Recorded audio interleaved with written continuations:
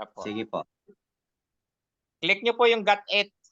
Okay na po. Na-click ko na po. Okay. Recorded na po ito. So, andito tayo ngayon sa ating, we call it, pag-usapan natin yung relationship nga no ng ama at anak. Then later on at the end, ay ano rin po yung ang ruwak. Okay? Ano rin po siya. So, kung meron tayong time, okay? So, I'm not saying na tatapusin natin lahat dito. So, ano lang, whatever available time meron kayo, baka time na matulog tayo, ano ba yan? So, hindi ko alam yung mga schedule niyo po. Okay, so far, maganda yung discussion kanina. We talk about wisdom. Napakaganda po yung nasa Proverbs, no? Maganda po yun. Yung na-mention niyo po na si Abba po ay lumikha po siya ng word or ano po yung pagkasabi mo kanina. So, sana kung na-record natin yon, so hindi na pa ulit-ulit na sabihin. Oo nga. Sana anyway. naka-record sana. Anyway, balik na natin sa abot nating makaya para ma-recall natin ano. Opo. Ganito po 'yon sa pasimula ang ating Almighty loving Yahuwah Aluan, siya sa kanyang willpower nga na sinasabi ko kanina na nakuha natin, na-quote natin kay Clement, no? Sa kanyang kagustuhan na ma-express niya yung kanyang sarili, no? Yun yung kanyang gustong mangyari. Ginawa niya yon ayon sa kanyang kakayanan bilang makapangyarihang aluan. Inilabas niya yung salita at yung salita mismo ang naging expression ng ating Abba Yahuwah. Kaya nga, He is the express image of the invisible one. The invisible one is our Abba Yahuwah, yung Ama. Hindi siya talaga makikita ng kahit na sino man. Tama. Dahil yung kanyang kaluwalhatian ay hindi kakayanin ng kahit na anong creation. So, yung word ay may dual purpose. Pwede pa natin gawing tatlong bahagi ng kanyang layunin bakit siya nilagay ng Ama. Sa creation, siya yung by na sinasabi ni Saulo, ni Pablo. By him all things were made. Ayan. Through him and for him. Tatlo yun eh. Tatlong bagay yun eh. Sa pamamagitan niya, 15, no? Opo, sa pamamagitan niya at siyang dahilan at yung ginawa para sa kanya yon. Ngayon, pero dito tayo pumapasok ngayon sa by. Oo. Yung by, ang purpose nun, siya nga, gaya natin na pag-usapan kanina, tumanta yung mediator sa creation. Yung paniwala ng ilan, lalo na ng mga Christianity, ayon sa kanila, ang mediatorial works lang ng ating Savior ay dun lang sa time ng ang Word ay nag-made flesh na. Kasi kailangan niya nang i-shed yung kanyang blood. Dun lamang siya nagsimulang maging mediator. That's sabihin ko na ayaw ko sabihin wrong kasi ayaw ko mag-judge, no? Yun yung kanilang understanding dun sa scripture. Pero sa ganang amin, ang pagkaunawa ko, ang mediatorial works ng ating Master Yahushua ay nag-start mismo doon sa time nung siya po'y nasa form pa ng Word. Sa form ng Word, gagawin ng lahat ng bagay sa pamamagitan niya habang ang Ama tumatahan sa kanya. Kasi nga ang Word hindi siya mere thought, siya ay being. Nandun sa kanya ang spirit o ang ruwak ng Abba Yahuwah para magkaroon ng strong reference doon sa ilang mga talata na ikinakocompuse ng marami na bakit sa ibang talata mayroon talagang direct na nagpapayag na ang creator ay ang Ama. At sa ibang parte naman ang pinapakilala ng creator ay ang anak. Kaya nga sa by, may nakalagay yung by. So doon nakocompuse yung marami. Ang missing link na magbubukas sana doon ay yung maintindihan ko ano ibig sabihin ng ekad. Ekad is a Hebrew word, no? Oneness. Oneness. At para mas lalong lumalim yung pagkaunawa diyan, ang ekad ay may kinalaman sa indwelling. Indwelling talaga 'yan. Union 'yan ng Father and Son, which is the Father in the form of Ruach, and the Word, yun mismo siya sa kanyang pagka-being, the Word. Ayan.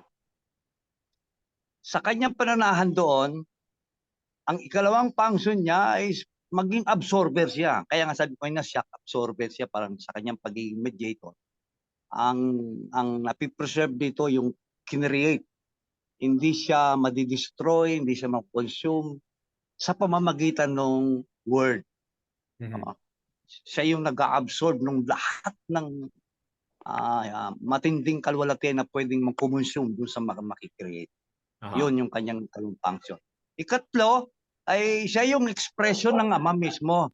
Sa pamamagitan ng word, dahil sa pagpasok pagkatapos ng creation, pagpasok ng, let's say, sabihin natin ng mga angel, yung mga angelic being na yan, na nandyan sa Shemayim, no? Yan yung angelic being na yan.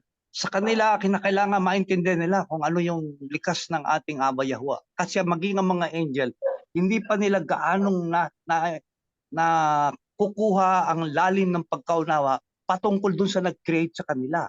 Yan nga ang dahilan bakit nagrebelde si Lucifer. Na miscalculate ni Lucifer yung kung ano yung kapangyarihan, kaluwalhatian ng ating Aba Yahuwah. Akala nila, kakayanin nila na pasukin yung realm na kinalalagyan ng Ama, ay doon sila nagkamali. Kaya nung attempt nila noon, nalaglag sila. Kaya naging fallen angel yan si Lucifer. Diba? Lucy is not an ordinary angel. He is an archangel. Tinawag siyang morning star. No? Light bearer yan. Pero magmula nung nagkaroon siya ng attempt na hindi niya naintindihan, doon nahulog ang grupo ni Satan. 1/3 ng mga angel, kinaladkad niya kasama doon sa kanyang pagrebelde. So yun, sa pamamagitan ng word, na i-express ng word kung ano ang kapangyarihan meron ng Ama. Kaya yung sa panahon ng pag-express niya na sa mga angel, kilalang-kilala ang word, no? Katulad nung demons na nandun sa gathering, sabi niya, I know you, you are the son of the Most High. Yung namoses dun sa babae. Ibig sabihin, sa pasimula pa lamang, nakikita na nila yung kapangyarihan ng word na nandoon, nakikita sa kanya. Pero actually, yun yung kabuuan ng kapangyarihan ng Ama na ini-express ng Ama through the word.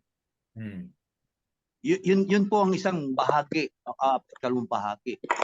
Yung ikatlo, yun nga sinabi mo kanina, di ba, na maraming nakasulat na talata. Isa lang ang tagapagligtas at yan ay ang Ama. Yan ang Ama. Siya yung may kagustuhan na lahat ay maligtas. Ang tanong, magagawa ba ng direkta ng Ama yan? Hindi niya kayang gawin yun ng direkta. Yun ang ikatlong purpose kung bakit yung mediatorial works niya hanggang doon sa second phase niya. Second phase is redemption, katubusan. Yan din yung ikalawang bahagi ng indwelling ng Father. Yung una, sa creation, pumasok siya doon para mag-create. Then pagkatapos, dumating ng downfall ng tao, pero patuloy na gumabay siya. Siya yung nagsasalita sa mga nabi, sa mga king, sa mga patriarka. Ang pakilala siya yung Yahuwah, pero actually yun yung word. Pero habang sinasabi niya yon, nanahan sa kanya yung Ama. Nag-i-indwell sa kanya yung Ruach. So, yun. Pagdating ng redemption, di ba nagkatawang tao siya? And the word was made flesh? Yes. Ayan. May hinubad siya doon. Hinubad niya yung pagka-word niya. Yung pagiging word niya, yung pagiging first begotten son niya, yun yung word, hinubad niya yon. Nakitulad siya sa atin. Inabot niya tayo. In fact, hanggang kamatayan. Pinakita niya yung pag-abot niya sa atin. Sined niya yung kanyang blood in order for us to redeem by His atonement work. No? Kaya yun ang isang magiging batayan na ang Ama nandun sa anak habang ginagawa niya yung redemption plan. Yung precious blood ng ating Master Yahushua, no? Yun yung ni-require ng law, pero habang ginagawa niya yon, nandoon ang ruwak, ang spirit ng ating Abay. Yan. Kaya kita mo, kanina, ulitin ko sinabi ko kanina, maging sa pagpapaliwanag at pagsagot ng Yahushua dun sa mga nagtatanong sa kanya, nung siya ibabatuin na, sabi niya, mula pa sa pasimula, maraming gawa ang aking Ama. Alin sa mga gawa ng aking Ama ang gusto niyong ibato sa akin? Yun. Nasa ikalawang bahagi na ng indwelling yun.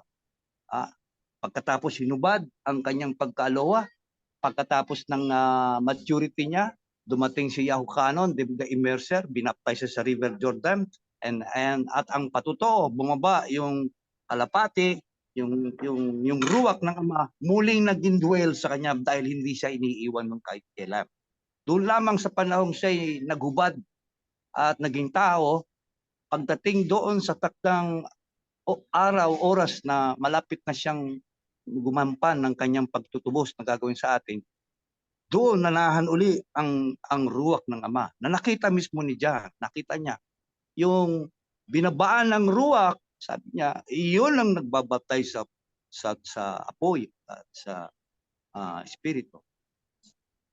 Pinatutuhanan ni John yan. So yun yung ikalawang bahagi. Sa redemption, pagkatapos ng creation sa redemption, pinagpatuloy yung expression ng Ama at pinagtitibay yung ekad nilang dalawa bilang the Father and the Son. Si Philip, ang unang-unang nabuksan dun sa malinaw na paliwanag niya, Philipedia. Hindi mo ba alam, ang nakakita na sa akin, nakakita na sa Ama. Ayan.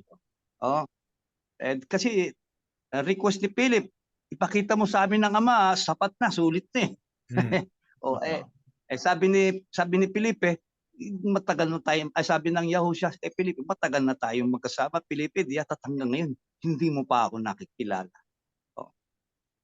Naniniwala ka ba na ang Ama ay sumasa akin at ako'y sumasa Ama? Indwelling na pinag-uusapan to, yung ekad na yun ng Ama at saka ng Son. Yan. Yun yung ikalawang yugto.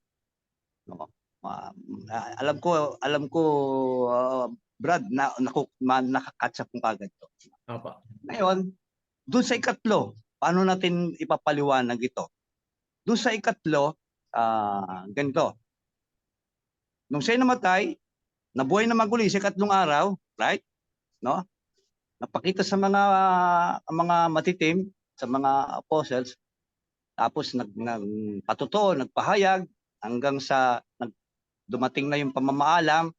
Pero bago siya umakyat, nagpahayag siya ng isang garantiya na hindi ko kayo iiwan.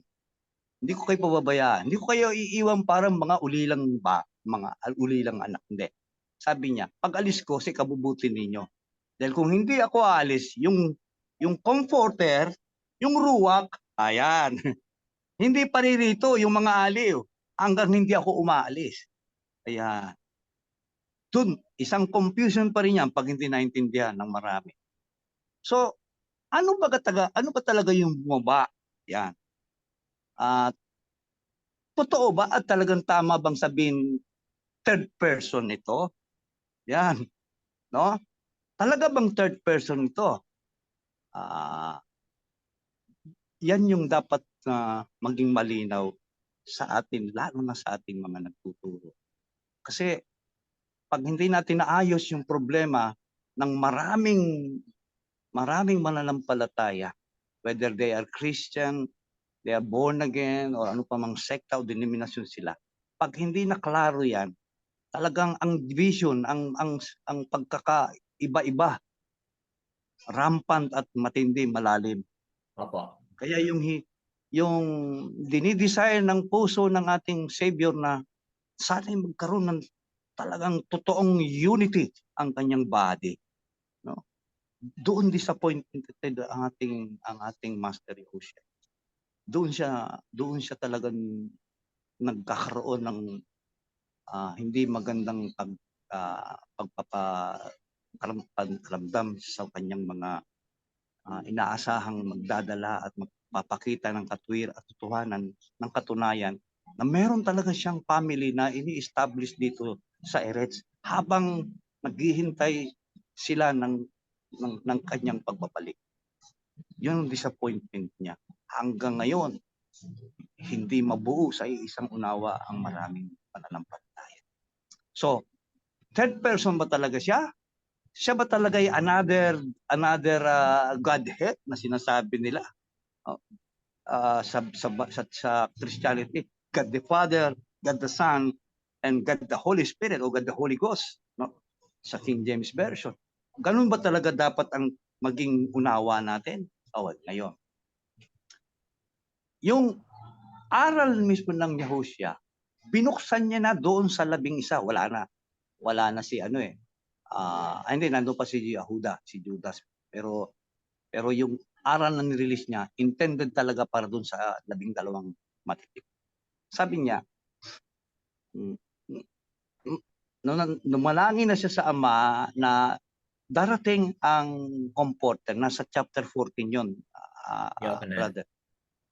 Yung buong chapter 14 na yon ay presentation ng ating Master Yahushua tungkol doon sa darating na enabler o doon sa comforter, no? Sa kanyang pagpapaliwanag, pinakita niya sa mga ito ang malalim na katwiran na hindi kakayanin buwagin ng kahit na sino kapag kayong totoong seeker ay mag-o-open lang talaga ng kanyang pakinig, no? Yun yung lalim ng sinasabi dun sa pahayag niya sa 7 kahal, no?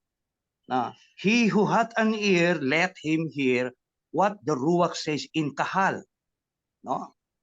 Nakakalungkot na yung maging unang 12 tinamaan nung ang tawag nito, kabagalan ng pag-comprehend sa kanyang mga aral. Kaya nga sagot mismo lang Yahushua sa kanila, hanggang kailan ko kaya kayo pagtitiisan, kayong mga maliliit ng pananampalataya? O ganon. Pero naintindihan natin yan kasi talagang sa time na yon yung ruwak wala pa . Yung ruwak, yung pangakong ruwak ay hindi pa nakatakdang dumating. Ang nasa kanilang kalagitnaanan ay yung word made flesh pa lang at yung ruwak ng Ama nandun sa kanya. Kaya kailangan siyang ma-transform, kailangan muna siyang mamatay, mabuhay at ma-transform.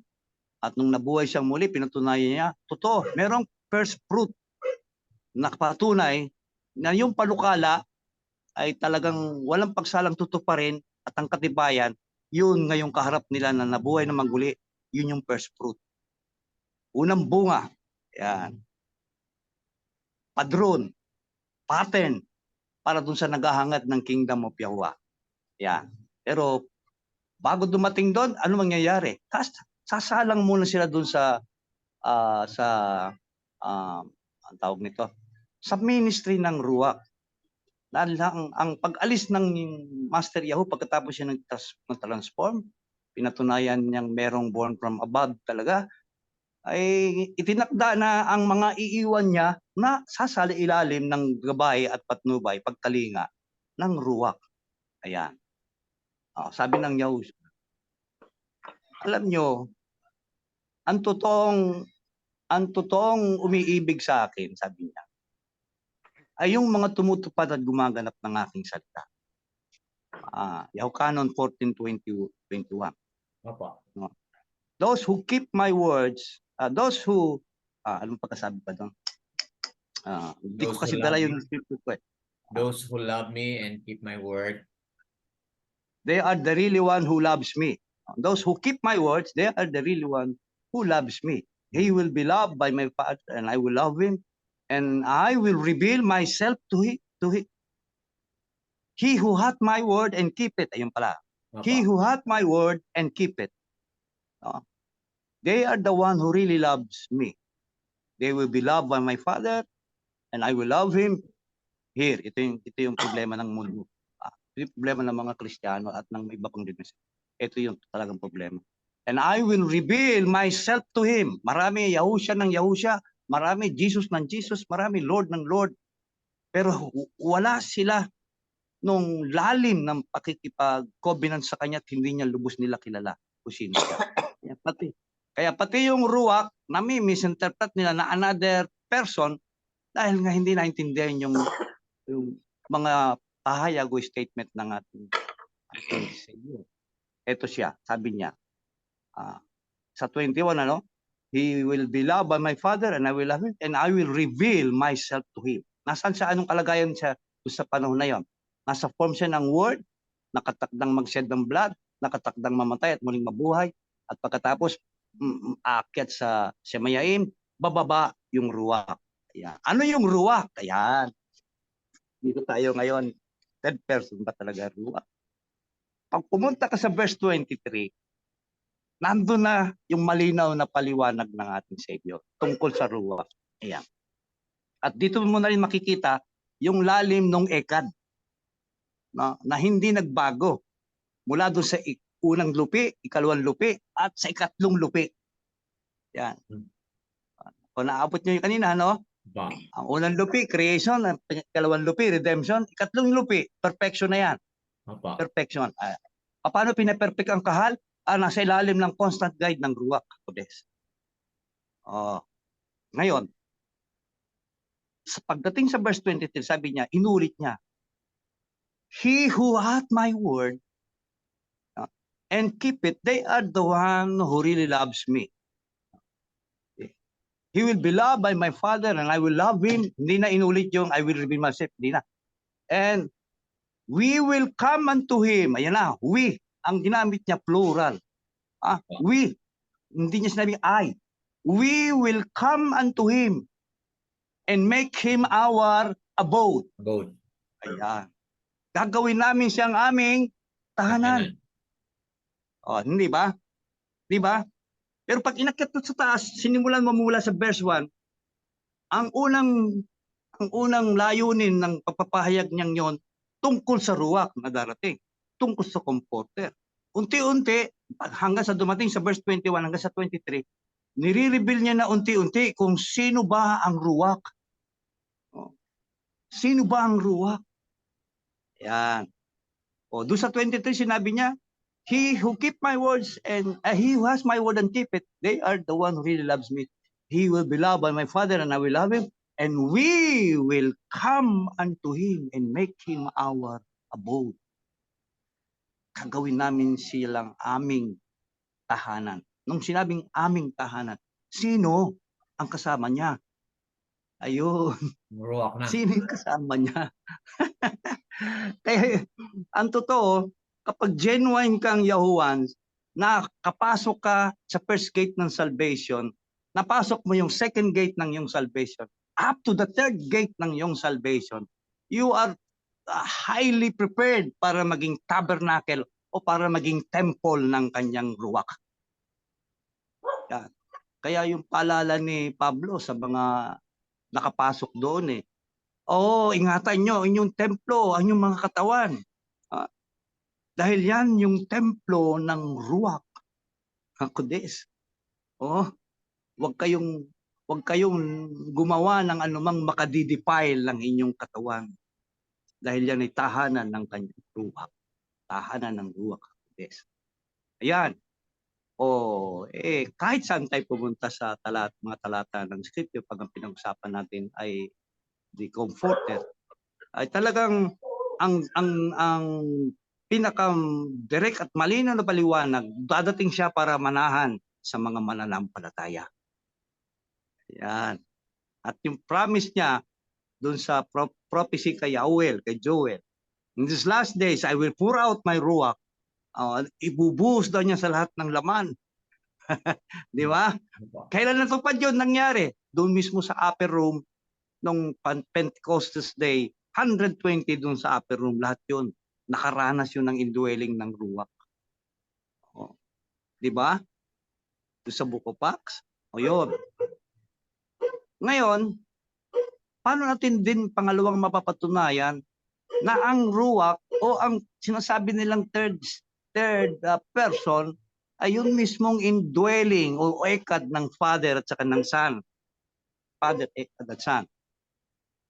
Doon sa conversion kay Saul, si Pablo, nung siya na-convert.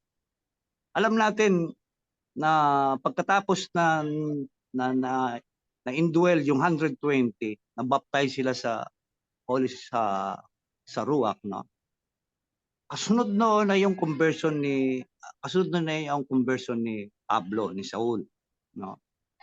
Si Saul sa kanyang encounter doon sa Ruach, nabulag siya doon sa tinding liwanag di ba?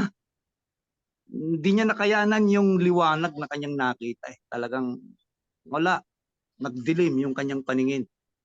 Hanggang sa ang nagawa na lang niya tanungin, "Sino po kayo, Master?" "Sino po kayo, Master?" Sabi niya. Sumagot, "I am Yahushua."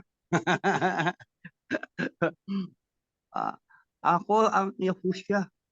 At sinabi niya, "Alam mo, Saul, mahirap para sa iyo ang sumikad sa matulis na bagay." Ang punto ko, nagpakilala ba yung liwanag na nakita niya? Na sa kahit kaninong sect at denomination interpretation nila, yun ay Ruach o yun ay Holy Ghost o yun ay third person na sinasabi nila. Nagpakilala ba ito? Nagpakilala. Anong pangalan ng pinakilala? Sa Bible, nandun sa Bible, pinakilala doon, "I am Jesus whom thou hast persecuted." Sa Debaria, "I am Yahushua." Sa Hallelujah Scripture, "I am Yahushua." Di ba? Yan ang pangalan. Yun. Isa yan sa mga reference at patunay na ang Ruach ay ang ekad, continuous ekad ng Father and Son. Magkasama pa rin sila hanggang sa perfection movement ng Yahweh. In fact, hanggang ngayon, ini-encourage ang bawat true seeker, genuine Yahuwan. Sabi niya, "If you have an ear, let his hear." No? Yung ipakinig sa sinasabi ng Ruach sa loob ng kahal. Pagpasok ng 7 kahal, makita mo yung nagpapahayag doon, yung nagpapahayag, lahat address kanino. Yung sulat sa 7 kahal, lahat yon ina-address na pahayag mismo ng Savior na nasa form ng Ruach. Siya na nakita ni John, nakatayo sa siping ng isang lampstand, no? Nagliliwanag siya na parang binuling tanso ang kanyang kasutan. Sino siya? Siya yung Savior na sa form ng Ruach. So yung Yan yung writings po after na si Yahushua ay pumunta na sa Shamayam. Kung meron mang mga manifestation po like doon sa Quezon, no? So sinasabi mo na yun ay manifestation ng Ruach through the Savior. Kasi ang Savior, nandoon naman po siya sa kanan ng trono ng Ama, di ba? Nakaupo naman siya doon, di ba? Correct. Yung transformed body niya, nandun. Nandun. So, yung nagpakita kay Yaokanan, yun po yung trabaho ng Ruach in a form of a Savior, in a form of Yahushua. Ganun ba yung sinasabi mo? Yun na po yung Yahushua in the form of Ruach. Okay, na nandun pa rin. Nandun pa rin yung ekad nila ng Ama. Alam mo, ang purpose din kung bakit nandun pa rin ang Ama sa form ng Ruach din at ang Son ay nasa form din ng Ruach. Dahil yung body transform niya nandun, na inakyat yun nung inakyat, bumaba yung Ruach na promise, yung comforter. Pagbaba nun, yung Ama sa form ng Ruach, kayang makontain ng tunay at genuine na believer through Yahusha na nasa form din ng ruwak. Kaya yung mediatorial works niya continuous yun. Continuous. Hanggang sa Kasi perfection. sa Yaokanan 14 verse 6 na walang ibang paraan na makapunta tayo sa Ama through Yahushua, di Kundi ba? sa pamamagitan niya. Oh, No, correct, sa correct. pamamagitan niya. Tama. But Oo, after the oo. resurrection, through the ano na po, through the indwelling of the Ruach, but yung Ruach na yon ay indwelt by the Father and the Son. Magkasama sila. Yung ekad nandun. Oh, yung Ekad. Yung ekad. Opo. Kaya po yung mga taong mababaptize o Kapag sabihin natin immerse. na Ekad, yun ay oneness, di ba? Oneness. Opo, oneness po. Oneness. Oneness po yun. Yung palaging sinasabi niya sa mga matitim na kayo ba'y naniniwala na ako'y sumasama at ang Ama'y sumasa akin? Ayan. Yan. At sooner, kayo, ng mga mananampalataya, kayo isa sa amin at kami ang Ama isa sa inyo. Ayun na, yung pinag-uusapan na doon ay union, unity, indwelling na. Na yun yung purpose bakit may ruwak, may comforter. Pagdating niya, siya ang magtuturo sa inyo, siya magpapalala sa inyo ng lahat ng sinabi ko. At sa pamamagitan niya, yung power na kailangan natin para tayo mag-survive, ma-preserve. No? Yung word na nababasa natin ngayon, tawag nito, magkaroon ng buhay sa buhay natin na bilang mga mortal na mananampalatayang Yahuans. No? Yun, yung salt na magpipreserve sa atin. The message, yung mensahe ng salita niya na ipapaalala niya, siya rin na magpapaalala eh. Kaya sabi niya, pagdating ng ruwak sa inyo, kukuha siya ng mga sasabihin niya mula sa akin. Sino ba siya? Siya yung word noon na nag-made flesh. Lahat ng sinabi niya, kailangan ipaalala uli doon sa mga matitim eh. Paano niya gagawin yon? Siya pa rin yun in the form of ruwak. Kaya ang sabi niya, hindi ko kayo iiwan, hindi ko kayo pababayaan hanggang sa mga huling sandali ng panahon. Sa inyo ako. Sasama siya sa atin in the form of the Ruach na. In the form of ruwak. Naalala nyo, ito pa, naalala nyo yung sinabi niya sa mga matitim tungkol kay John, Kasi nung si Kepa ay kinausap ng Master Yahoo na tinawag nga siyang stone. No? Siya yung stone, yung Kepa. Sabi niya, Kepa, thou art stone, and upon the stone I will build my church. No? I will build my kahal. No? Tatayo ko ang aking kahal. Doon sa di kalayuan, nandun bubuntot-buntot sa kanila si Yahukanon. Di ba? Hindi man pinapahayag mismo directly ng scripture, pero tingin ko yung damdaming pang tao na yung sila ba nag-iisip na parang sino ba talaga sa atin ang mas may malalim na revelation. Kaya nilingon niya si Kepa, sabi niya, nilingon niya si John, sabi niya, how about him? Sabi niya noon, paano siya? Ano sa kanya? So, binigay mo sa akin, ako yung magiging stone na itinuntong sa ibabaw ng stone, ministry, magiging ministry siya ng mga chosen people, the 12 tribes. Sinabi sa kanya, paano to? Ano mangyari sa kanya? Ano sa'yo ngayon? Sabi niya, ano sa'yo ngayon? Kung sa pagbabalik ko, datnan ko siyang buhay. Kaya kumalat yung aral na hanggang ngayon daw, buhay pa si John eh. dahil doon sa statement na yun. Pero ang totoo, lahat ng binibitawang salita ng Yahushua, totoo yun. Totoo yun. Talagang si John, dadatnan pa niya ng buhay. Kailan siya darating? Yun ang tanong.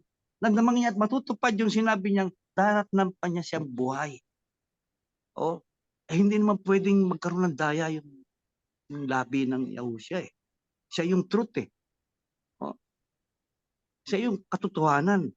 Walang anumang kasinungalingan lalabas sa kanyang labi. Kaya nung sinabi niyang, Kepa, ano sa'yo ngayon kung pagbabalik ko, datnan ko pa siya ng buhay? Ngayon, tingnan natin paano tinupad ng Yahushua yun. Oh, tinupad ng Yahusha yun, Brad. Doon mismo sa upper room, 120 nandun si Kepa. Dumating ang Yahusha in the form of ruwak. Tinupad niya yung kanyang pangako. Dadatnan niyang buhay si Elkanah. In fact, sa mga apostles at matitim lahat na yan, ang huling-huling namatay si John.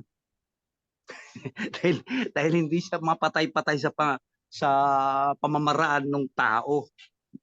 Nilublob sa kumukulong langis, inihulog sa pulo ng Patmos. Pagdating nung maglalagay uli ng panibagong preso, nakita nila buhay pa rin itong taong ito. Sabi nung emperor, oy, wag niyo nang pakialaman yan.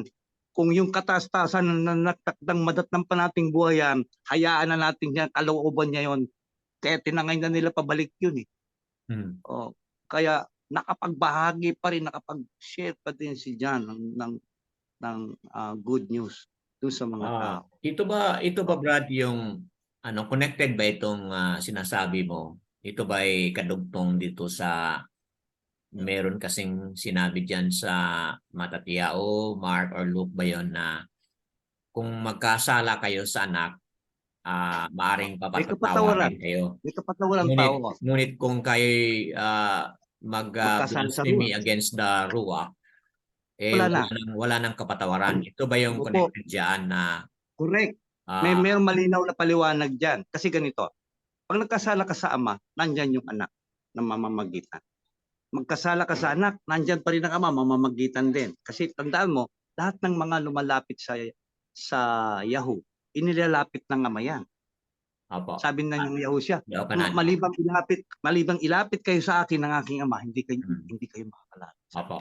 Nakasabi so nakita mo, vice versa yun, vice versa. May ginagawang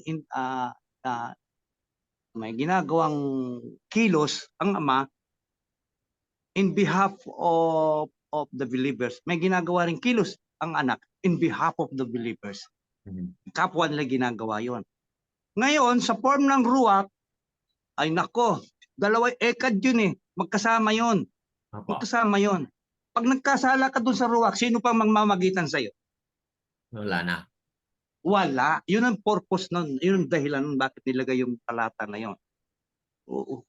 Do not grieve the ruwak HaKodesh. Grieve not the Ruach HaKodesh. Yan yung matinding passage ng scripture na namimisinterpret ng marami. Maraming paliwanag. Isyo, yung paglabag sa Ruach ay tawag nito, unforgivable, unpardonable sin, gano'n. Pero nakatutok sa offense, nakatutok doon lang sa ginawa. Ano ba yung ginawa mo? Sumamba sa Diyos-Diyosan, kumain ng abomination, lumabag at nag-blaspheme ng kanyang mga salita. Hindi yun doon nakapokus. Ang focus nung ganito, walang mamamagitan sa iyo kapag nagkasala ka sa kanya, kapag nasa form sila ng ruwak. Ay sila mismo yun, dalawa yun. Okay. Yung issue kasi dito, Brad, no? Narinig ko na po no, yung mga paliwanag mo. Gusto ko lang pong i-share sa inyo kung ano po yung mga lumalaro dito sa isip. Bakit lumabas tayo dito o bakit na present ko sa inyo itong topic nito. Kasi may mga katuruan na batay doon sa understanding ng oneness noon, okay, ng kung saan tayo nanggaling, na si Yahusha ay ang ama na naging katawan. Okay. Tama po yan. Yan ang understanding ng oneness. And then, maraming problema tayo doon kasi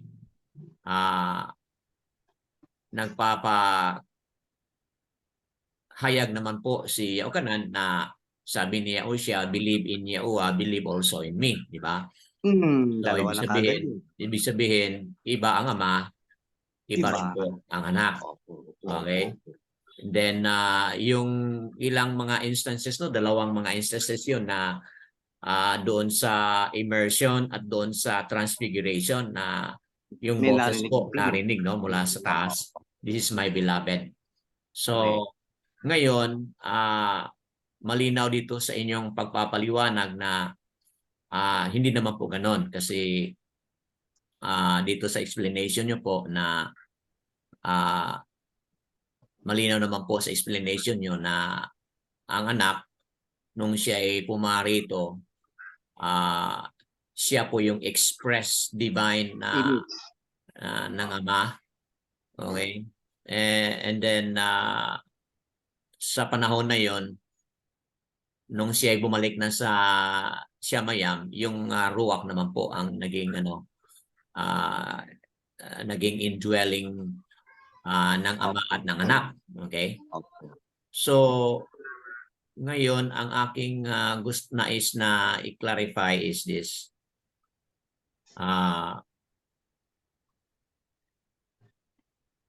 Sa makatuwid, ang Ama ay person, ang Anak ay person, ang ruwak din po ay person. Tama? Pakiulit po, pakiulit. Ang Ama po ay isang persona, ang Anak din po ay isang persona, ang ruwak din po ay isang persona. Sa kanyang kapayagan. Pero sa pagiging kanya,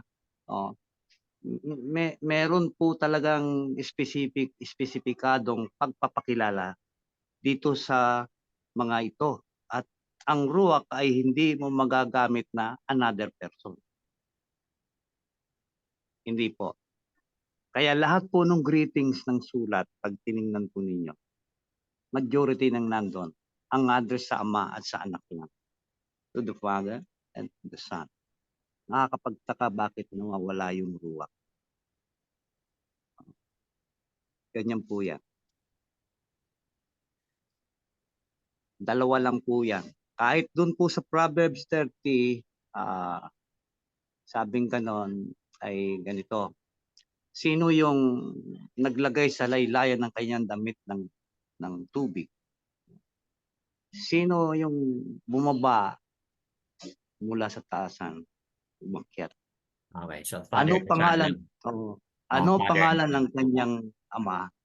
At anong pangalan ng kanyang anak? Anak. Kung malalaman mo. Magtataka ka bakit wala yung ruwak doon. Opo. Kasi napakahalagang passage yun kung tutuusin. Kasi yun ay presentation, papakilala. Tinatanong si Agur, alam mo ba ito? Kilala mo ba ito? Naintindihan mo ba ito? Kasi naintindihan mo ito, matagal ka nang pinanganak. Matagal ka nang may knowledge o may understanding, parang gano'n. No? You must or you are supposed to know the name of the Father and the name of the Son. Yan po. Ang tanong doon, bakit wala yung ruwak kung siya'y third person? Yan po yun. Yun yung po So mga sa ruwak, walang pangalan na banggit kasi tinawag siyang ruwak o Biyaua at matatawag din po siya ng ruwak ni Yahusha or hindi, nagpakilala mismo siyang I am Yahusha. Papa. Sinabi niya kay Pablo. Nung nabulag si Pablo, maliwanag Tinanong niya, who art thou, Master? I am Yahusha. Pakibasa mo po sa scripture mo. Sinabi niya, I am Yahusha. Yung time na yon, katatapos lang na bumaba ang ruwak dun sa upper room na kanyang in-immerse yung 120 at nakita ang patunayan na may nagkaroon ng mga bilang apoy lahat yung 120. At yung pagka-convert kay Pablo, yun yung continuous movement ng ruwak na ang target na yung ministro para sa mga Gentile. Ayan po. At sa mga paliwanag ni Pablo, malinaw na sinasabi niya yung mga aral at karunungan at kaalaman na kanyang tinanggap niya mula sa ruwak HaKodes. sa makatwid, yung mismong nagmento sa kanya for 3.5 years sa desert, sa wilderness. Yun mismo ang Yahusha in the form of Ruach. Ruach. Opo. Yun po yun. Kasi Brad, yung meron kasing sinabi si Yahusha doon sa okay, nakuha ko na po no yung paliwanag mo doon sa Ruach, no. Mhm. Ito kasing itong Matatiyao 23 ba yon, no, na sinabi ni Yahusha, you will no longer see me po, di ba? Oh. Oo. For the meantime, for now, hindi nyo ako makikita. Pero darating oras, makikita nyo. Opo. Yung ba, tama ba yun? Okay. Oo. So yung sinabi niya diyan na sa verse 23:39, for I say to you, from now on, you shall by no means see me. Okay. Until you say, Baruch is he who is coming in the name of Yahuwah po, no? Opo, So, opo. ang pinag-usapan niya diyan is hindi lang mga alagad, kundi pati na rin yung mga tao diyan sa Jerusalem. Ngunit dito sa Yaokanan chapter 16, malinaw diyan ang sinabi niya is he is talking only to the disciples po. Okay. Okay? Kasi sa Yaokanan 16 verse 10, malinaw po diyan concerning righteousness, sabi niya, I go to my Father, verse 10 po ng Yaokanan 16, and you see me no more, sabi niya. Okay. You see me no more. So, dahil dito sa dalawang mga talata, Brad, naintindihan ko na hindi na magpakita si Yahusha pagkatapos siyang mamatay. Okay. So, ngunit doon sa kwento ni Paul, nagsalita nga si Paul as recorded by Luke na si Yahusha nga yung nagpakita sa kanya doon. So, ito na ba yung pagpapaliwanag mo na parang ang mangyari dito, para bang maging dalawang Yahusha na. Yung Yahusha na nagsalita dito bago siya namatay. Tapos, yung sinasabi mo na Yahusha manifested through the Ruach after the resurrection. Okay. Kasi dahil dito sa Brad, itong dalawang mga talata na ito, naramdaman ko na hindi na pwedeng magpakita si Yahusha after the resurrection. Magpakita lang siya muli during the second coming na po. So, yun ang pag-unawa ko dito. Okay. So, but sa iyong pagpapaliwanag, yung nagpakita kay Paul is, nabanggit yung pangalan ni Yahusha, but yung Yahusha na yun is through the the indwelling of the Ruach, yun ang sinasabi mo. Hindi, mali po. Ganito po yun. Ulitin ko po para makuha ninyo. Tama po yung sinabi ng Matthew 23 na sa ngayon nakikita nyo ko, pero ito yung huling makikita ninyo, hindi ninyo ko maling makikita pa. Saan siya hindi na muli pang makikita? Saan yung flesh hindi na siya makikita pa? At si Pablo, hindi totoo nakita niya na yung form na mismo, yung form na, yung visual form ng Yahusha, kundi tinig yan na kanyang naririnig. Yung pagtuturo ng Ruach o ng Yahusha directly kay Paul sa wilderness, no? Tinig ang naririnig ni Saul, no? Hindi visibly nakikita ng naked eyes niya. Binulag nga siya sa kaluwalhatian na yun . Yung kaluwalhatian ng Ruach, dahil kasama ng Ruach yung Ruach ng Ama, yun ang magpapatunay na kung wala yung Ruach ng Yahusha, hindi lang bulag si Pablo, patay pa siya. Ganun yun. Hindi kakayanin ng katulad ni Pablo yung kaluwalhatian ng Ama dahil sa pakiging ekad nila ng Son kung wala yung ruwak mismo ng Yahusya. Yun po. Yung hindi na niya muli pang makikita visibly in the form of flesh. Yun yung sinasabi niya doon. Okay. Totoo namang wala nang nakakita sa kanya. No? Yung last na pagpapakita niya nung nag-resurrect siya doon sa panahon na pinatunayan niyang siya muling nabuhay nang dahil doon sa kay Thomas na doubter. Yun na lang yung last na Yung last. pagpapakita niya. At saka yung ano pala, yung pag-akyat niya sa mismong Sinai na iniwan niya yung authority doon sa 12. Doon sa 11.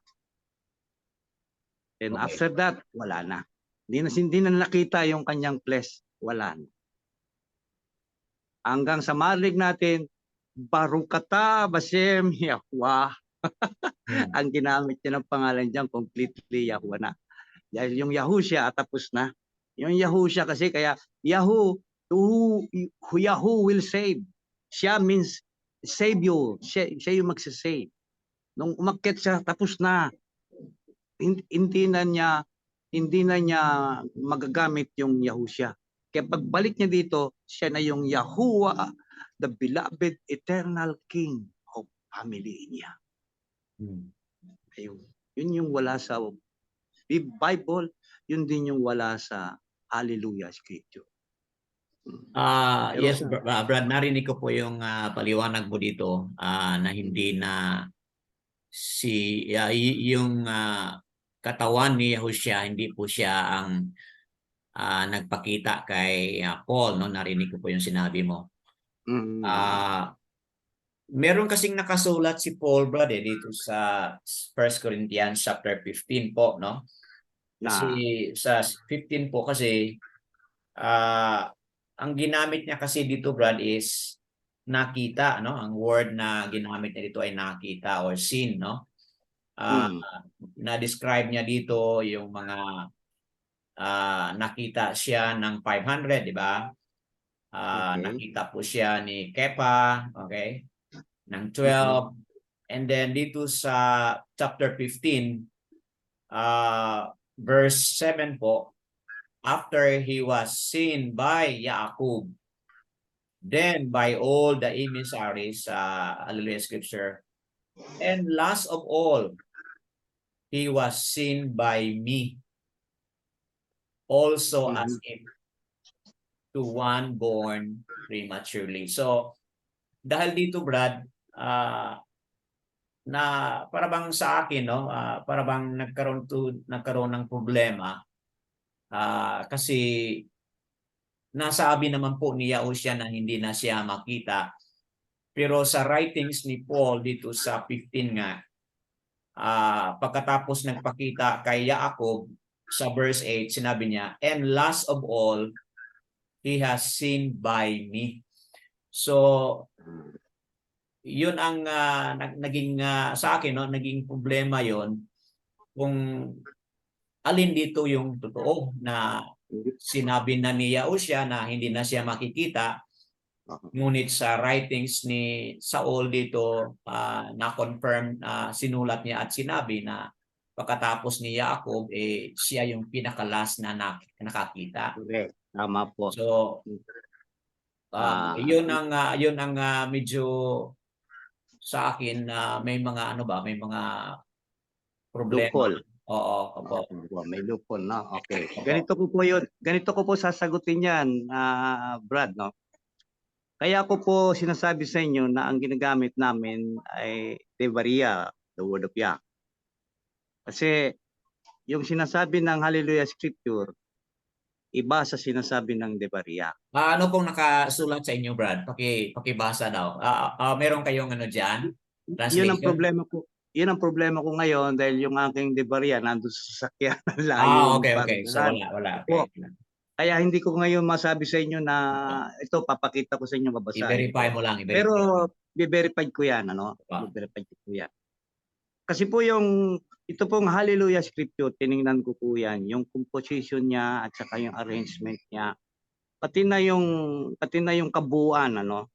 Pag kinompare po ninyo yan sa NIV, New International Version, doon sa New International Version ng Bible, marami po dyan na accurate yung pagkakahawig. Yan. Yung Hallelujah Scripture.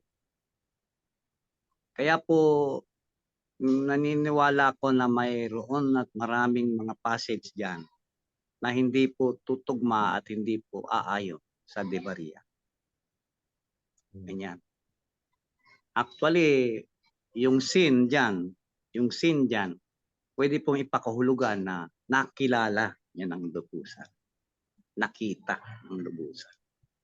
Anyway, ikaklaro ko po yan. Hindi naman tayo magtatapos hanggang dito. Okay, sige. Ano pa po ba? So, in short, Brad, kaya meron akong problema doon sa mga writings ni Paul, Brad. In short, sa makatuwid, sa paningin ko, hindi siya makapasok doon sa matatawag natin na legitimate na matatawag na apostle, parang ganun ba? So but of course, no, dito magkaiba yung ating pananaw dito. But maganda po yung mga paliwanag mo patungkol doon sa ruwak, no? At dito sa patungkol kay Paul, siguro magkaiba tayo dito sa pananaw. Dahil nga doon sa mga translation nga na nabasa ko na dito,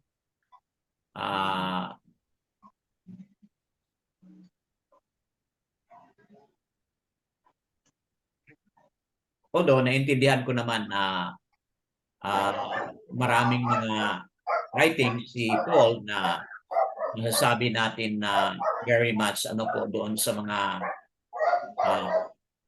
connected po doon sa mga other New Testament concept, no? Marami naman po siyang mga nasulat diyan. But ang isa sa mga major issue doon na medyo sa kanyang writings nga is yung kanyang katuruan patungkol sa salvation by grace po. So marami man siyang mga references, no, na tinuturo po ni Paul na ligtas tayo sa pamamagitan ng grace, no, through faith. So, but kung titingnan natin yung Matatiao chapter 19 verse 17 na binibigyan ni Yahushua talaga yung importance on the obedience po, no?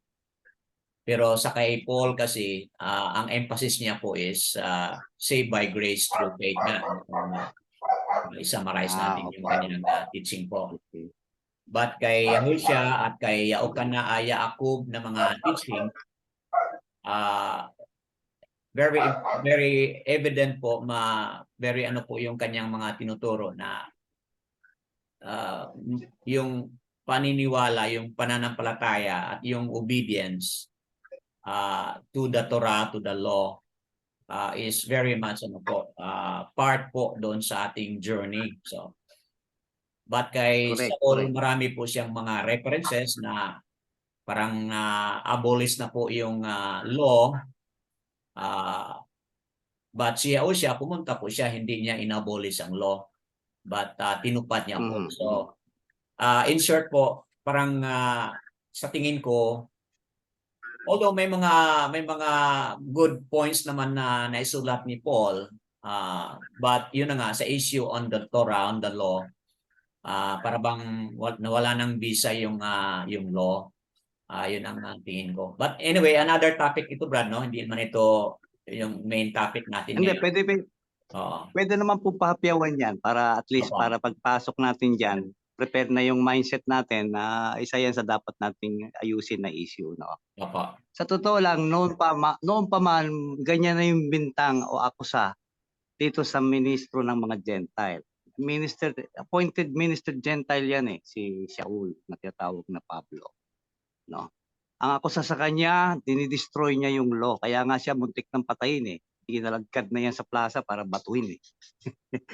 Pero na sa unti-unting pagpapaliwanag niya at katulong ng mga kapatiran na naniniwala sa kanya, no? Unti-unting naintindihan at naipaliwanag ng gusto. Hindi po against sa Torah si Shaul o si Pablo. In fact, sabi niya, siya pa yung nagtanong eh, ano ba ang ibig sabihin nito? Yung bang kautusan ay dumating para tayo ay mamatay imbes na magdala ng buhay. Sabi niya, yung bang kautusan ay siyang naghatid pa mismo sa atin sa kamatayan? Hindi po ganoon, sabi niya. Ang kautusan ay dumating para maintindihan natin po ano ang case ng kasalanan. Sapagkat nung una gumagawa ako ng kasalanan, hindi ko alam ako'y nagkakasalan pala. Pero nung dumating ang kautusan, nalaman ko kung anong kasalanan sa pamamagitan ng kautusan.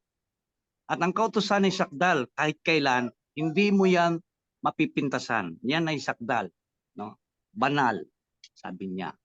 At hindi mo masasabing may kakapusan na may kakulangan. Alin ba yung batas kautusan na hindi na niya pinapayagan ni Pablo na nagiging kontradikusalungat doon sa grace na sinasabi? Oh, yan yung dapat naklaruhin natin. Nung dumating ang Yahusya sa Matit-Yahu 5:17, sabi niya, I came not to destroy the law, but to fulfill the law. Yan, sinabi yun ni ano. Oo. Alin ba yung ipupulfill niya sa law? Yan.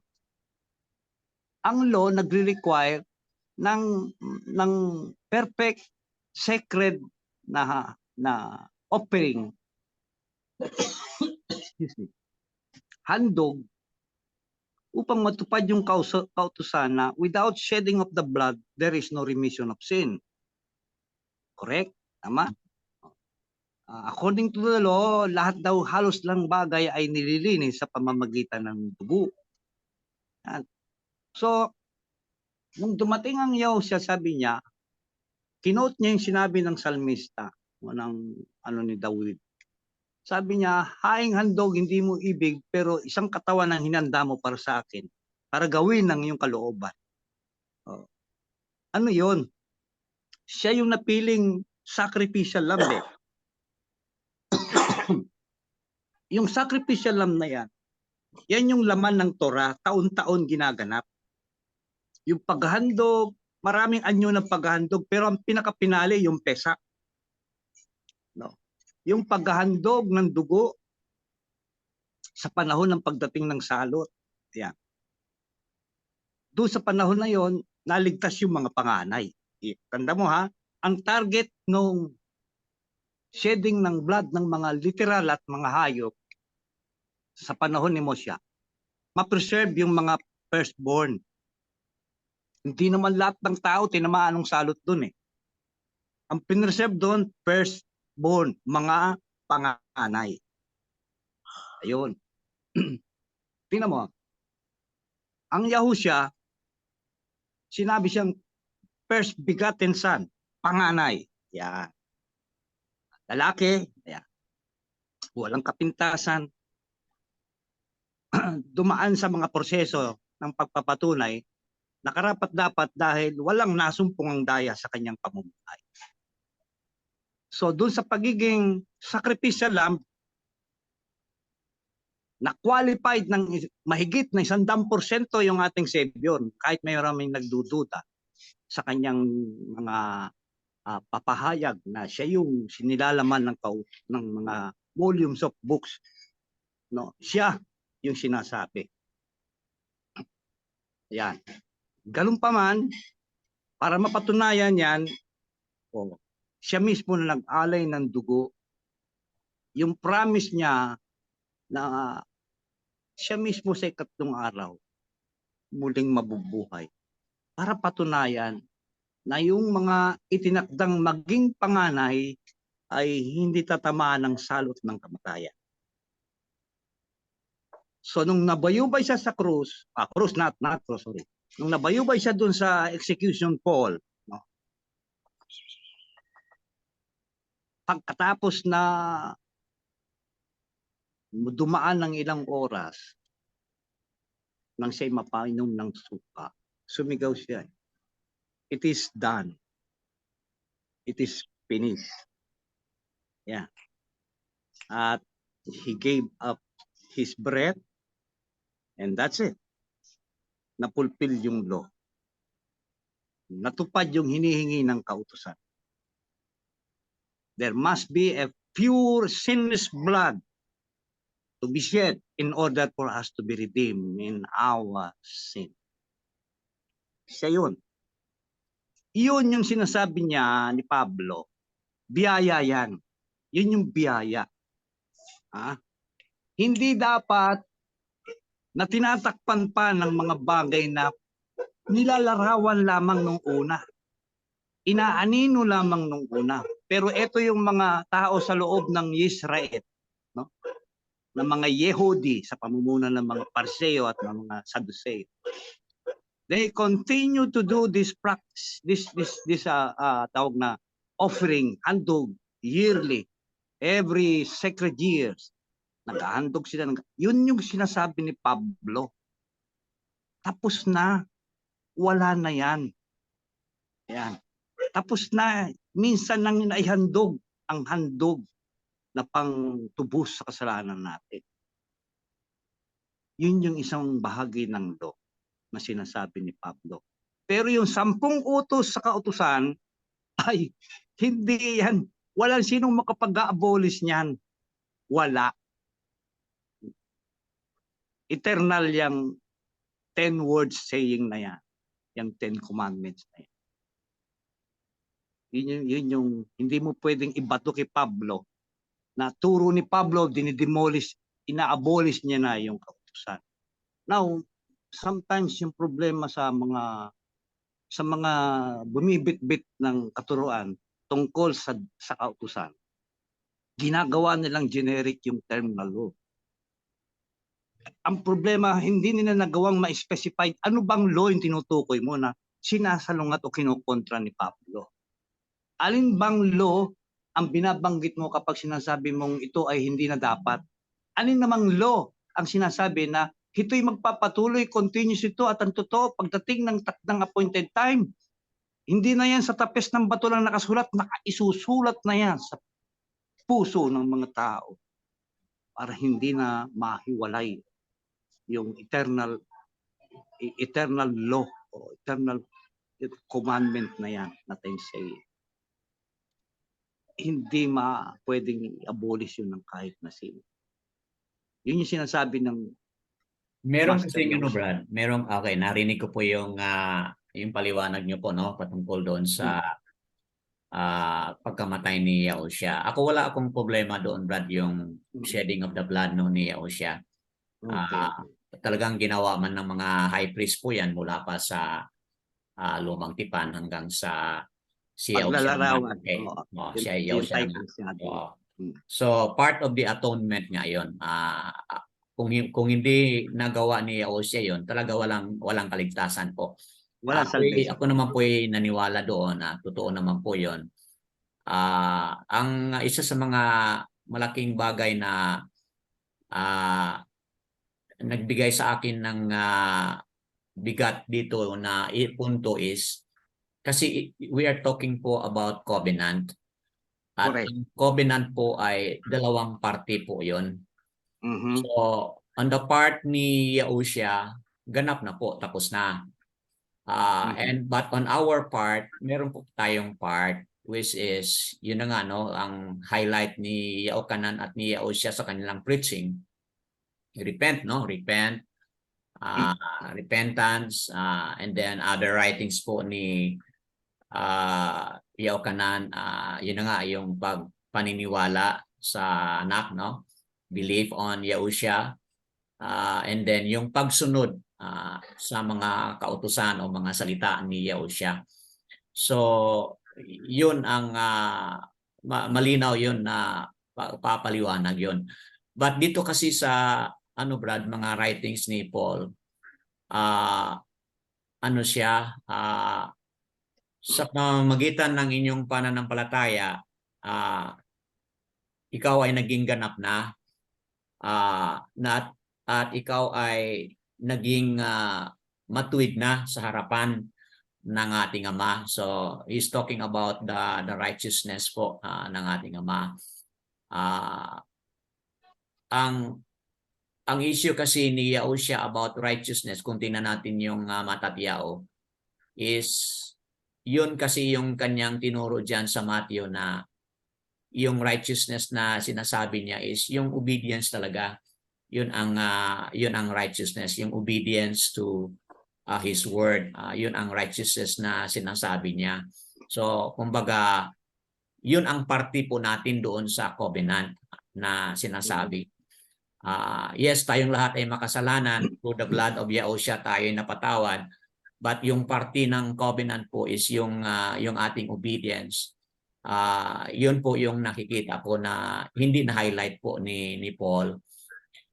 May mga kasulatan po siya, Brad, na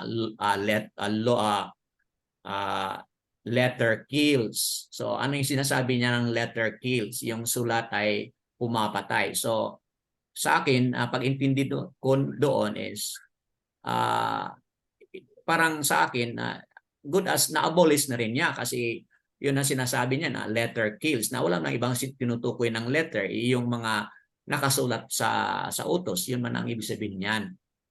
And then ang pinakamabigat, Brad, is wala tayong mababasa sa writings ni Saul na sinasabi niya yung first, second, third, and fourth commandment. Ang sinasabi lang talaga niya is yung 5 hanggang 10.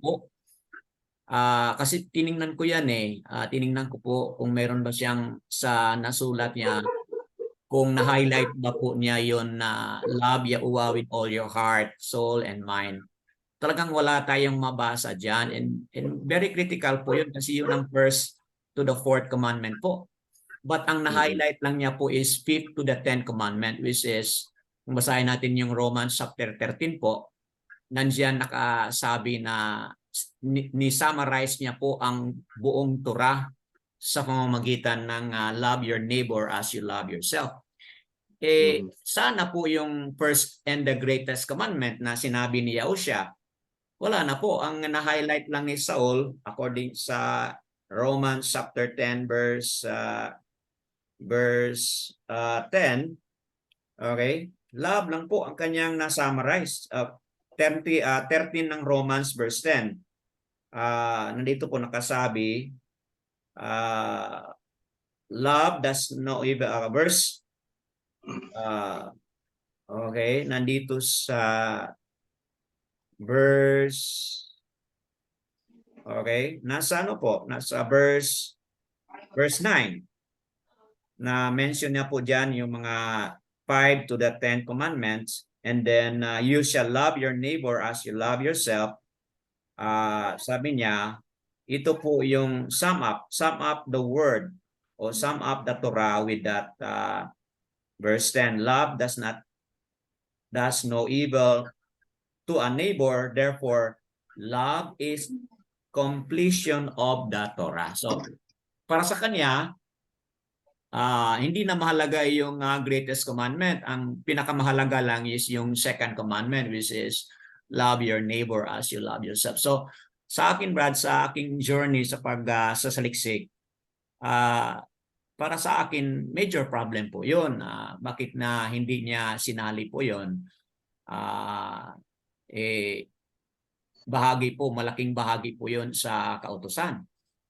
Yun po ang pinaka-critical kasi sabi niya siya, these two hangs the 10 commandments, yung first and the second summary po. So dahil dyan, siguro for now, magkaiba tayo sa pananaw dyan. But yun lang, nag-express lang po ako, Brad, na yun din po ang aking pag-unawa dyan. Pero anyway, wala man tayong we are not here to put down anybody, but ayun lang po ang aking pananaw. Maaari pong nagkamali ako, but yun, hiningi ko po sa Ruach na kung mali man po yung aking pag-unawa, then siya po yung mag-correct sa akin kasi Yun naman po ang kanyang role ngayon, is yung magturo sa atin kung saan dito yung tama at saan dito yung mali. Opo, okay. Balik naman tayo dun sa 2 Corinthians, ano, yun. The letter killeth, but the ruach gives life, no? Opo. Wala pong direct na reference na mga kikita natin mababasa na ang tinutukoy doon ni Pablo o ni Shaul ay ang Torah law, no? o ang kautusan na may kinalaman doon sa una hanggang ika-5 o ika-4. Wala tayong direktang makukuha para pagtibayin natin yung ating opinion na parang dinidisregard ni Pablo yung pinakamahalagang kautusan tungkol sa ating Musay, no? Yung unang 4 na utos. Wala po tayo doon na makikitang sapat na ebidensya. Pero magaan at mas safe na isipin na yung titik na pumapatay, yun yung attempt ng mga taong ini-interpret ang word by their own interpretation. Kasi po, merong ikinabit but the ruach gives light. Ang sinasabi po doon ni Pablo, yung mga kautusan o yung mga salita, yung mga titik na yan na nasusulat, isa lang ang makapag-i-interpret niyan para tayo makaintindi at makaunawa. Yan po yung ruach hakodes. Na kapag siya ay nagbigay ng kapahayagan mula sa natitik na salitang yan, may buhay sa iyo dahil sa malinaw na pagkaunawa. Sinabi ng Yahusya, pagdating sa inyo ng ruach, siya ang magtuturo sa inyo ng lahat ng bagay. Siya ang magpapalala sa inyo ng aking mga salita. So sinabi ni Pablo, yung titik, pumapatayan. Kapag ang batayan mo sa pag-aaninaw o paglilinaw sa mga titik na yan ay sariling opinion, sariling haka, papatayin ka niya. Nakamamatay po yun. Kasi meron pong pagkakataon na yung ating pinahayag ay lihis doon sa minimin mismo nung nagsulat at nagbigay ng mensaheng yan. Lalabas po tayong ang tawag nito, nagsisininsay natin yung kanyang salita sa pamamagitan ng maling unawa. Kaya po, yung totoong Yahuans o seeker, lagi pong dumidepende sa ruach yan. Lagi pong nandun siya sa pagpabibigay ng pagpapahalaga na mahalaga sa kanya kung ano yung sinasabi ng ruach. Walang ibang makapag-interpret ng malinaw ng kanyang salita kundi ang ruach po. Yun po yung pagkaintindi ko dun sa talata. Ngayon, kung ibabatay po natin yun na yun ay bahagi ng kautusan, ay wala po tayo makukuha ang strong reference para natin mapagtibay na yung sinasabi dyan ni Pablo ng mga titik ay yung ilang parte ng isa hanggang ka-4 na kautusan na hindi niya binigyan ng emphasis. Wala po tayo makikita ng ganun, brother. Sana kung katulad ng doon sa kabila na yung ruach nagbibigay buhay, maraming talata po yun. Napakarami pong talata, maraming reference ng word. Brad, si Pablo. medyo time to sleep na po, no? But napakaganda pong ating usapan, no? Opo. I appreciate po sa inyong energy po. Sa tulong po ni Abay Yaua, nagkaroon po kayo ng parang unlimited energy, no? Si Brother Carmelo parang Listener lang po ako. nakikinig si Brad dito. Okay. By the way po, nabanggit po ninyo yung covenant, Opo. para po magkaroon kayo ng sabihin natin excitement, kasabikan. Sa amin po dito, yung covenant napaka-importante. At ang covenant po pag tinalakay natin, wala tayong choice kundi babalik tayo doon sa pinaka-foundation niyan. ang pinaka-foundation po ng covenant natin, nandun po sa 1 Mosiah 1:26. No? Sa Bible, Genesis chapter 1 verse 26, na sinasabing sa the Bible, let us make man in our own image and likeness. No? Pero sa Devaria, iba po yung nakalagay doon. Let man make himself. Iba po yun. Magkaiba po yun. Kaya po sinasabi na importanteng magkaroon din kayo ng Devaria. Para nang sa ganun, kung magpapaliwanag man ako o magsishare sa inyong bahagi, makaka-relate kayo sapagkat meron kayong babasahin. Meron ba ang online pang ano niyan, Brad? May online ba yan? Mabili ba yan sa via online? Ay, wala po. Saan po tayo makakuha ng kopya? Dito lang po sa inyo. Pipilitin ko pong makuha yung kay Akot Lota. Yung kay Ashley. Lastly po, at pwede po nating i-send kay Brother Danny through, siguro, mahal nga lang siya sa LBC dahil malaki, bigat. Oo. At saka, ano na lang ninyo, i-reproduce na lang ninyo to that copy. Ang tawag doon, ipasi-xerox nila, no? Ipapa-copy nila. So wala na kunin bukas. Wala na pong mag-print niya, no, Brad? Yung meron po mismo sa UP. Dito sa UP. Andiyan po yung aming kakontrata. Every time na meron kaming bibigyan ng scripture, yung flash drive namin nandun na so sila po yung pwedeng maka-print sa UP. Opo. Order lang kami, then papayaran na lang namin. Opo. Sige po. Actually, yung aking scripture, kailangan na rin palitan eh. Nagkakahiwa-hiwalay na. So, Brother Carmelo, maganda po kung makuha niyo po yung copy at mapadalahan mo ako. Pwede naman siguro mag-process ng LBC tapos dito na sa akin ang bayad. Pwede naman yun, di ba? Itatry ko pong kunin bukas at kung makukuha ko sa umaga, diretso ko sa LBC, ang deliver, collect na siya ang charge. Apa. Matanong ko, matanong ko, ano ba yun? Yung maliit saka malaki? Yung parehong malaki po yung binigay mo sa akin? Oo. Yung na kay Akot Leslie? Yung maliit, yung Bisora. Yun po, magkasama po yun. Magkasama. Good. Dalawa po yun, dalawa. Ang tanong nandun pa kaya? Ay 100% po nandun kasi chinat po yun ni Commander, ni Mrs. na balak nga namin kunin. Kasi po namatay na yung tatay niya eh. Oo nga daw, namatay na nga, nakakalungkot. Opo, kaya bukas po I will try my best na makuha din. Pag nakuha ko po, bigay ko po sa'yo, i-type ko lang po yung i-messenger ko lang po yung address ko para meron kang details po. Opo, saka po cellphone number ha. Saka po cellphone number kasi for tatawag sila eh. Opo. I-chat mo po sa messenger ko and then I will try my best tomorrow na makuha. At pag nakuha ko po yon, edi papadala ko sa LBC. Diyan, po ba, Cebu o Davao? Sa Cebu po ako. Cebu. Sige po, sige. I will send you the address bukas ng umaga. Opo. Okay. Brad, unsa ba zip code diha sa Cebu? 601 nakalimutan ko. Parang ano siya. Importante yan. Okay, kukunin ko. Meron dito. Isama mo yung sa address.